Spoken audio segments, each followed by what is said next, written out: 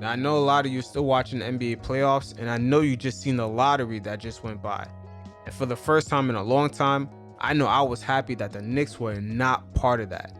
And just observing this year's lottery and remembering the league rule changes that were made in 2019 during the Zion draft in regards to the lottery odds. I mean, just looking at this shit right now, at this point, it's pretty much damn well shooting craps, man.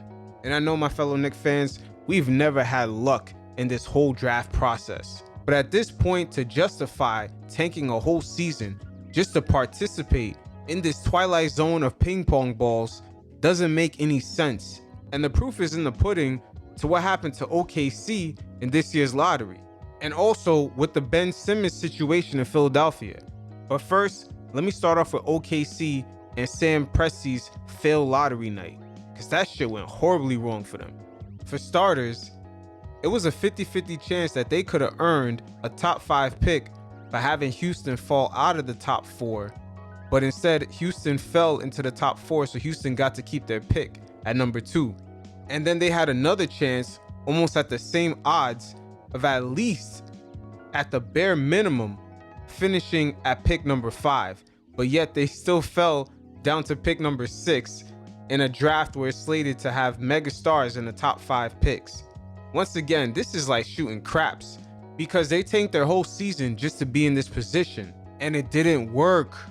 And then speaking of tanking, going back to the Philadelphia 76ers and this whole trust the process system, it's almost like for them, letting go of Ben Simmons is letting go of that error.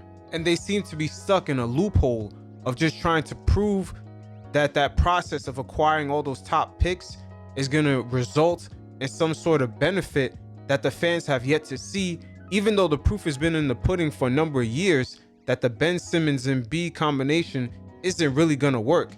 And we've seen it play out in this year's playoffs, but yet the 76ers the next day is putting out a whole PR campaign saying that Ben Simmons is working on his shot with this person and that person.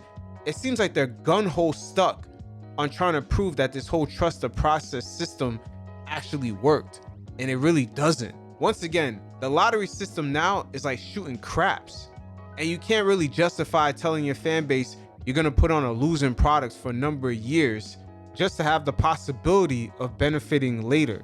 It leaves you in some sort of weird ass Twilight Zone loophole that you never seem to get out of. Even if you're successful in this lottery, it still kind of leaves you in a loophole, especially if your team doesn't have any direction. And the Minnesota Timberwolves are a perfect example of this.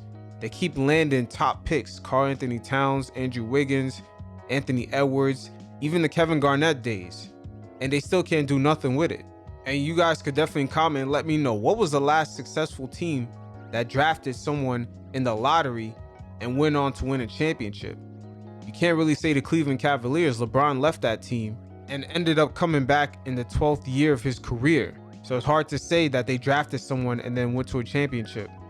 And speaking of the Cleveland Cavaliers, in the last 2 seasons, in the 2019 season and the 2020 season, they finished with the second worst record 2 years in a row, but only ended up with the 5th pick. Once again, for the most part, this lottery process is proven to be almost a crapshoot. And to my fellow Knicks fans, the Knicks are beginning to enter a sweet spot in which their key guys are going to need more polished people around them. Julius Randle's entering his prime years. He's not going to need a bunch of 18, 19-year-olds surrounding him. And the same thing would apply to RJ Barrett. Even though he's young, the Knicks want to get him competing at a high level, especially when it comes to winning.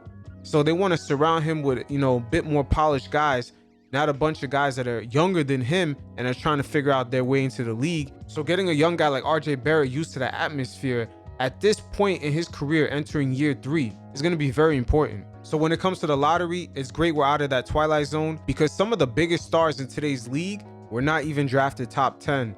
A lot of them were not even drafted top 15. You could look at Nikola Jokic, the current MVP, Paul George, Kawhi Leonard, Donovan Mitchell, Giannis, Chris Middleton, Jrue Holiday, Devin Booker was the number 13 pick, CJ McCollum. There's a bunch of guys that have major impact in the league today and even right now in the playoffs, and they weren't even top picks. So once again, selling your fan base losing seasons in order to participate in a bunch of ping pong balls especially after the Zion draft where they changed the rules and fucked us over from having the first overall pick. It wouldn't make sense for us to keep putting so much stock and equity into the lottery system, especially when it comes down to luck and positioning.